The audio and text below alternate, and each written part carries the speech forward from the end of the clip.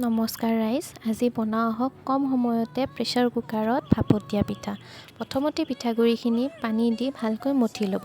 তাৰপিছত বাঁহৰ চালনি দি তাক চালি থৈ দিব। ইফালে অকণমান গুড় কাটি ৰেডি কৰি ল'ব।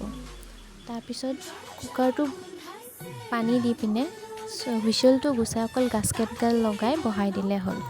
তাতে এইবাৰ চেকনিত আমি চাউলৰ গুড়ি দিম আৰু মাজত অকণমান গুড় দিম আৰু ওপৰেদি চাউলৰ গুড়ি দি পিনে চেকনিখন ঢাকি ল'ম।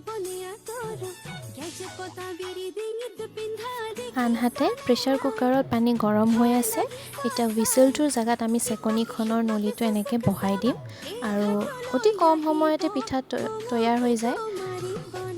এতিয়া আমি বাকীখিনি পিঠাও এনেকৈ তৈয়াৰ কৰি ল'ম।